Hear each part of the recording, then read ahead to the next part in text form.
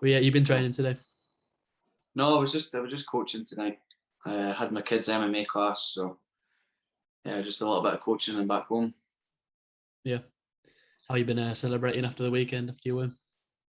We went out for a few beers in London. Um, Nothing mad, just a couple of beers and then pretty much up the road, and that was us. Yeah. That was it. Do you, Back in camp. do you normally like to indulge a bit of like your food and that after your fight, after you've got a win, or you're not too Yeah, fussed about all that? I'll eat some disgustingly fatty foods and have a few beers at least. Yeah, but yeah, it was good though. It was just a quiet one, but it was good, man. Yeah.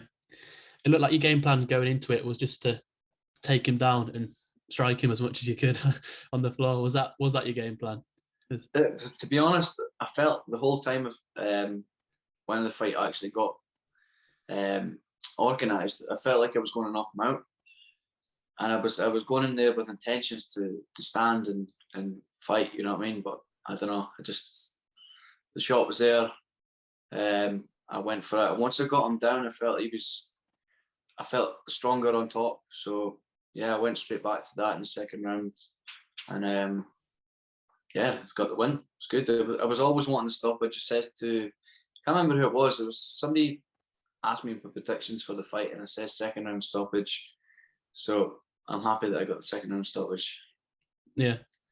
Did you feel threatened by him at all on the ground? 'Cause he didn't feel very strong on the ground, but like he went for a couple of submissions, didn't he? But he didn't really seem that phased by it. Yeah, he felt strong. He actually surprised me how strong he was for like the size and stuff. I thought because I was like quite a bit taller than him and stuff, I thought I was going to be a way stronger than him. But he was very dense, and he was quite strong in the scrambles and stuff. So he wasn't a pushover, obviously, but I felt like my top game was just a little bit too strong for him. But other than that, he felt like he probably matched me in the strength. You know what I mean? He felt strong against the cage. He felt strong everywhere else. And he was fast as well, which I wasn't expecting him to be that fast, to be honest either. Fast in what areas? Just the striking, just everything. I think it's because obviously these flyweights are obviously a little bit smaller than bantamweights. So most of the guys I've fought before, I think that was the first guy I've fought that's like smaller than me. All the other guys being like 5'11", all these Yeah. massively tall guys.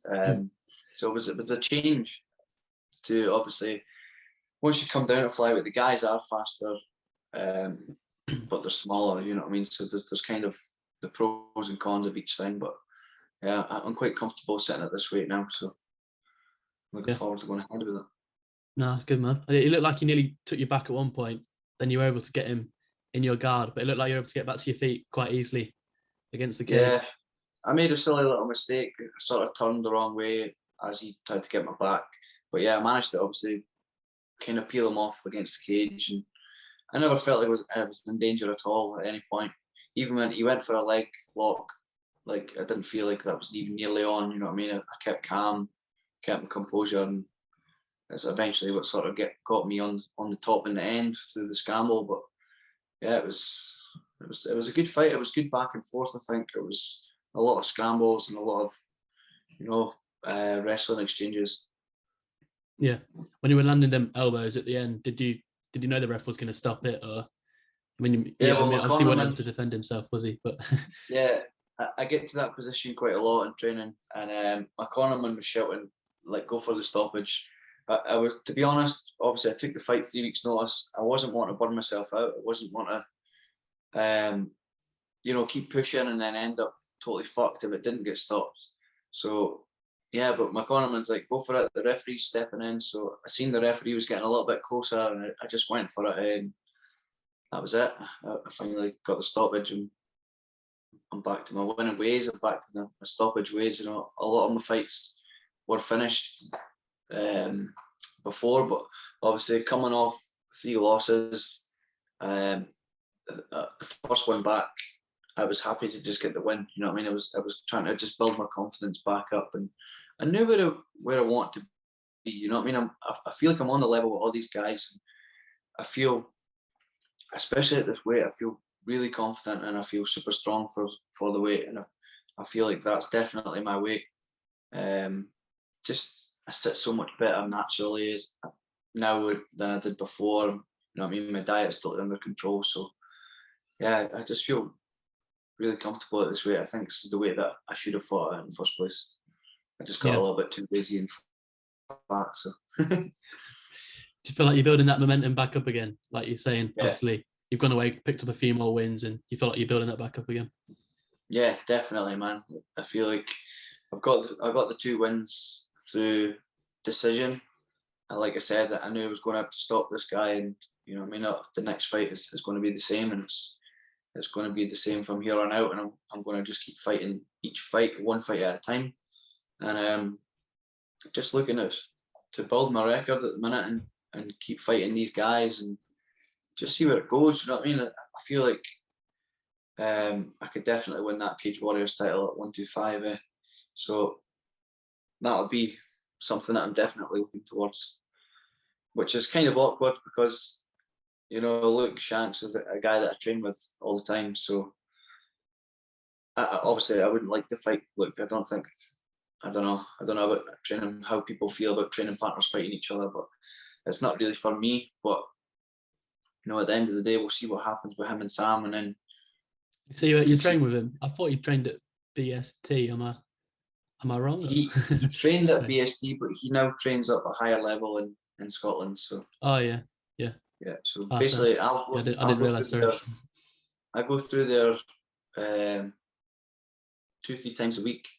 Well, look, and we train with pretty much training partners with the same size, fight the same weight, but very similar styles as well, which is pretty cool. So yeah, he's my training partner. I'm obviously rooting for him to win it, you know, to win the belt. Maybe he'll go on to maybe UFC or whatever, and I'll come in and slip right in and take that belt. To take it after him. Yeah. Yeah. You said before about obviously you said it wasn't a stoppage before against Kiri, but that obviously still a great win for you against Kiri because he's a fantastic striker, and it was like last minute change of opponent, I believe, as well, wasn't it? I think it was Elliot Hoy before. But yeah, that's another great win for your performer. Yeah, I was looking forward to fighting Elliot, obviously because he's quite highly ranked in the UK, so and he's a good fighter. You know what I mean? I was looking forward to that fight, but you know, things happened. I think he's got an ongoing injury that's kind of been playing on his whole career, to be honest. But yeah, it was one of these ones where it's on to the next one. Whoever wants to step in, I'm more than happy for anybody to step up. You know what I mean? Yeah. You were saying before how relaxed you were in that fight. Yeah, the one last weekend. Sorry, you always relaxed in each of your fights? Yeah, well, I think after my loss to Jack Shore, I felt a lot of pressure going into the next one. I felt, I don't know, I got beat again, and then I felt even more pressure on myself. I put the pressure on myself. It's not pressure from anybody else. It's me. You know what I mean? It's my own mental battles that I have inside my head. Because I was coming off of 2 losses, it was really, really like, I've got to win this one. I've got to win this one. I can't lose this one. Rather than thinking I'm going to win, I'm thinking I can't lose. You know what I mean? And yeah, that's obviously, again, I lost, and that was the shittest time of my life, to be honest. I went through some pretty dark stages in my life, arguing like with my missus, just angry at everybody else, but really inside I was angry at myself. You know what I mean? But yeah, lockdown happened, and it kind of figured me out. You know what I mean? I got time to step away from training all the time. I got a little bit of time away from MMA. I started climbing some mountains, and that gave me loads of clarity, like just on my own mental well-being. So yeah, I got to sort of reevaluate where I was and come back, and I'm coming back, and I'm now on a 3-fight win streak, and it's only going to get bigger, man. Yeah, I think that's because of the expectations you put on yourself before then. Yeah, 100%. Like nobody else thought nothing. I think it was just me. Everybody has their own battles, you know what I mean? And I felt it just put a little bit too much pressure on myself. I felt like, right, this has got to be the fight where I need to break, and this is a make or break fight. Every fight was a make or break fight, whereas now I'm taking it one fight at a time.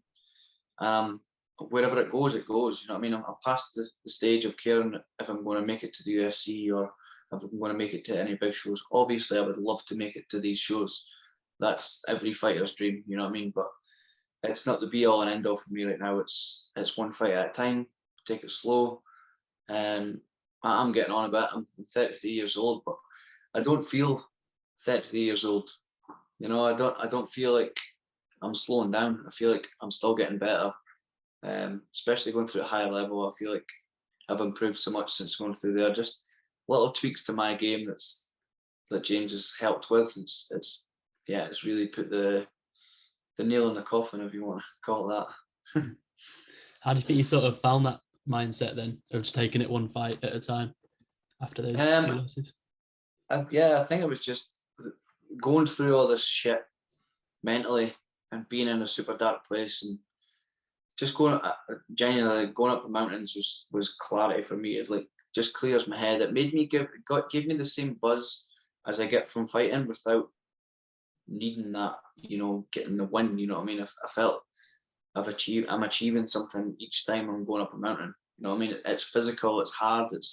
Then at the end of it, you're getting some amazing views and just like there's nobody there. You know what I mean? It's you and nature. And for me, that's amazing. For some people, that's like fucking hippie bastard. But for me, that's great. Yeah, I love being away in nature, and I love, you know, there's no noises of cars going past. There's no fucking big, massive buildings next to you. You know, it's just you and the hills and whoever you're with. You know what I mean?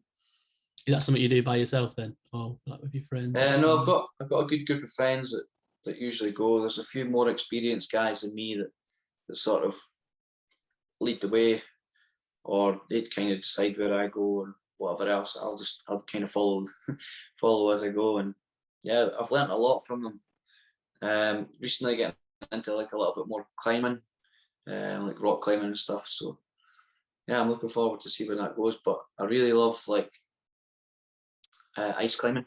So I started a little bit of ice climbing before, like obviously the winter's gone now, but just before there was like the winter, we had the ice axes out and we were climbing up like little ice waterfalls and attached to our ropes and stuff. So it's pretty like scary stuff, you know what I mean? And again, it gives me that adrenaline rush. And is that like with picks and stuff? Or two ice axes going into there. I've got crampons on, so these like spikes in my feet and stuff, and you're hanging on with your feet just digging in, and you've got your ice axes. You're climbing up, and it's scary shit, and it's good. It's death-defying at some points as well, you know. So it gives you that same sort of fear as where you're away to go and fight in front of everybody, you know. So which is like a lot of upper body strength as well, pulling yourself up. And there's a lot of, obviously when you're walking up the hills, it's a lot of lower body strength, you know, like constantly walking up a hill it's torture, man. You need to push yourself through some mental battles on a hill sometimes. But yeah, like I do prefer going with the axes and climbing up. I just think it's so much more fun. Yeah. That pressure you put on yourself, was that there when you were competing in judo as well? Has that been since you've moved over to MMA, do you think? I think towards the end of my career, I think a little bit. I think a lot of people just kind of expected me to win, but not all the time, you know what I mean? Like there were still these top guys that were still winning things, and I wasn't always the top dog, you know what I mean? At judo, there was a few of us that sort of had to fight together to. There was maybe like 5 or 6 of us that could have won that tournament each week, you know what I mean? But yeah, there's not really. I didn't really feel the pressure on judo. I think it was because it was like, I don't know, it was a daytime thing, you know what I mean? There's lots of people in the arena, but they're not all just looking at you on the one mat. You know, there's maybe 5 to 10 mats going on at the same time, so there's no pressure on you. You know what I mean? There's not everybody just looking at you. There's a couple of other matches that people could be looking at as well. Yeah, I suppose it's different in that MMA's like, it's similar to boxing in that it's made to be quite theatrical, isn't it? With, you know, obviously you're doing it, you're not walking out to like a song or anything like that with lights shining down you. It's a lot more theatrical, isn't it? It's a lot more all eyes on you, like you were saying. yeah, you just come out, you fight, you go off, next person's on straight away. You know what I mean? So it's standing out. Yeah. How do you feel like your skills from judo how they helped you transition over to MMA? How have you sort of applied them? Yeah, well, the way that I came up doing judo, you were allowed to sort of grab the leg. So I was always quite a wrestling based judo player. I love wrestling. I really love doing wrestling rounds. I think that suits my game loads. But yeah, a couple of things that, especially at the start of my career, a couple of things that I used to do that I did at judo that were actually like went against me. You know what I mean? Like turning my back. You know what I mean? And people are getting chokes and stuff in. So that for me was a hard sort of routine to break out of. Like on the ground and stuff, like going into a turtle position in the ground. And judo was Do you quite mean safe. do you mean turning your back for a throw? Sorry. Yeah, turning my back or just like Yeah. on the ground. So if you're, say, turtle position, right, that's quite a safe place to be in judo. Yeah. Where obviously MMA, that's probably the worst place you can be. You know what I mean? Things have gone quite wrong if you're in turtle position. You know? If you're there, they can obviously strike from there. They can choke you. It's probably one of the worst places you can actually be. You know what I mean? But in judo, because you only get maybe 5 seconds to do something, you feel quite safe sitting like that for 5 seconds. You know what I mean? And then the referee would stand you up, and then you continue to fight standing up on your feet. But yeah, as soon as you do that in MMA, you're getting choked. Yeah. Obviously, see them opportunities. Like you see that a lot in your clinch work at the weekend. With the trips, with the throws and things like that. They could see, your background was evident there. Yeah, I do. Like sometimes under pressure, I'll just naturally just go into like judo mode, and I'll do a judo throw. You know what I mean? I think that was kind of a mistake that I made. I luckily got away with it. But yeah, that was a kind of a silly mistake that I made, I think, on the weekend as I tried to throw him with the judo throw. Luckily, I managed to sort of end up on top. But yeah, that could have went seriously wrong. He could have taken my back, but yeah, I got away with it. Yeah. I think I heard one of the commentators saying as well at the weekend about not saying it obviously like a slight against you, but judo players often not knowing what to do once they've got to the ground. Do you feel like that's something? Do you feel like there's value to that? Or? Yeah, I think there definitely is. Like I was saying, you only got sort of 5 seconds on the ground, but I've been doing MMA now for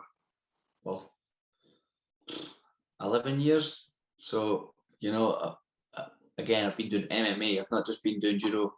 I've not just been doing striking. I've been doing grappling. I've been doing everything as a whole. You know what I mean? So I don't think there's any real holes in my game now. I feel really comfortable on my feet. I feel comfortable in the grappling. I feel comfortable in the wrestling. It's everywhere it's going to go. I feel really comfortable now. Yeah, obviously been a while since you transitioned, like you say. But how did you find the striking when you first started that? When I first came along, I couldn't strike at all. Like genuinely, I had thrown a couple of punches in stupid like street fights and stuff, but one of these things where you actually realize how bad of a striker you are when you go in front of some pads, or you go in front of a bag, or when someone starts hitting you back is when you really realize. But yeah, that was a thing that I loved as well. I loved being like learning from the start. You know what I mean? I got to a point in judo where you're just refining things. You know what I mean? You're tweaking little parts of your game, whereas I was learning how to move as a striker, how to step my feet, how to throw a jab, how to throw a cross, how to throw a hook, how to throw a kick properly without breaking my foot. You know what I mean? Like all these things was all new to me, and I think that's a big thing that sort of got me into it. Like is learning. You know what I mean? And taking each thing each day, and knowing that every time I go into the gym, I'm now learning something new, which was good. Yeah, it kept me a lot focused, and it kept me interested. Yeah. You said about coaching today as well. Do you enjoy the teaching part as well? Yeah, so I've got my own gym now in Perth, Omega MMA. So we've been open since October 2019 or 2019. But COVID's like, we've kind of been shut most of it. So Yeah. we've really been open for about 5 months, I think, altogether, 6 months maybe. Unlucky time to be starting a new business. All the only classes that we're sort of doing just now is, all socially distanced shitty classes, like just conditioning classes and, bad classes and stuff. Obviously, there's no jiu-jitsu, there's no MMA at the moment, but the kids' classes, yeah, I'm enjoying the kids. Some of the kids, like I was teaching some things tonight, and the kids are maybe like 8, 9, 10, and I see some of them, and they're doing it better than when I coach adults. You know what I mean? They're picking things up really quickly, and I'm like, this is pretty good what you're doing. Like, they don't understand how well they're actually doing it. Is that in the grappling or this, like in the striking? Yeah. Tonight I was just showing a little escape from side control, and I've shown it to adults before, and they struggled, but now like I'm showing it to kids, and like 8, 9, and 10-year-olds, they're smashing it, and I'm like, that's amazing technique, and they're doing it, and they're coming up, and it's great. You know what I mean? It's great to see where these little young minds like just yeah. win, you know what I mean? It's good. Maybe they're a bit more open-minded in the way they. Maybe adults can be a bit more stubborn, I suppose. Yeah. That's it. Yeah. Sorry, I just got a phone call halfway through halfway through what you were saying. Yeah, man. Have you got any more opponents you're looking for in the future? Obviously, Cage Warriors is fighting again in America soon. Are you hoping to be on that card or? Well, I did ask to get on that card. To be honest, I would have loved to go over to California. I've been over there, trained over there, and it was amazing. Like, I love California. It's such a great place. Everybody's so nice. You know what I mean? But I think the card was full. So, I've got another fight lined up. Can't say where or when. Yeah, I know it's in August. Announced that. I won't tell anyone. So. But it's not actually been. It's been agreed, but it's not actually been fully announced yet. So I'm pretty sure they'll announce it soon, because it is pretty soon. It's in August, so looking forward to that one. I'm looking forward to it, mate. Are you trying to be as active as you can then? Yeah, so one of the goals, I've got a sports psychologist. Okay, so Elliot MacArthur, his name is, I'll give him a little shout out. We set a goal at the start of the year, was to fight 5 times this year. And I had my last fight, and I was struggling to get matched for ages, and no shows were going ahead. The only thing that was really going ahead was Cage Warriors. I kept bugging Ian Dean's head to get a fight, and basically we kept telling me it was full. And yeah, 3 weeks ago I got a message saying, do you want to take this fight on short notice? 3 weeks. Adam Hammersinger's out. Would you like to step in? And I says, yeah, of course. But at the time I wasn't really training. I'd just been sort of sitting on my ass and getting fat, because I'd kind of lost a little bit of faith of getting a fight. You know what I mean? I thought that, okay, I'm not going to get a fight for a while now, so I kind of stopped training as much. I was still doing little bits, but I stopped training as much. And I got the fight, took up 3 weeks notice, and felt fine, felt fit, felt like I'd never been out there, to be honest. Felt like I'd never been out of training, you know what I mean? It was good. And I'm looking to obviously go into this next fight, and I think there's another Cage Warriors in September maybe, or October. Yeah. So again, I'll be hoping to get on that show and maybe try and squeeze another one in before the end of the year. Is there any opponents you got your eye on? I've got my eye on the belt, so we'll see what happens with this.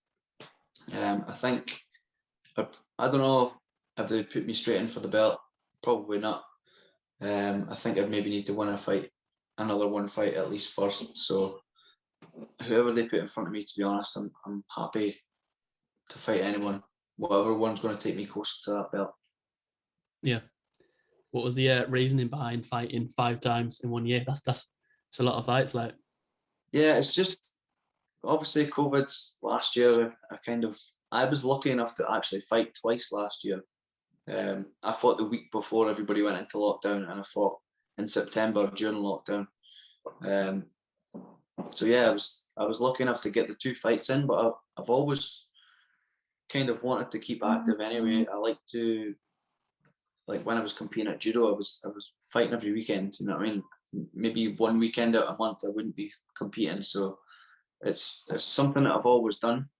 So I'm looking just to go back to that. And I'm, like I said earlier, I'm 33 years old now, so I'm looking to try and push on as much as I can and see where it goes. And then if it's not working out, if things aren't working out, I might, call it a day. But I'm not going to call it a day until it gets to the point where I'm not enjoying what I'm doing, and I'm really enjoying what I'm doing just now. So yeah, I feel like I'm still getting stronger. I'm still getting better. So yeah, looking forward to it.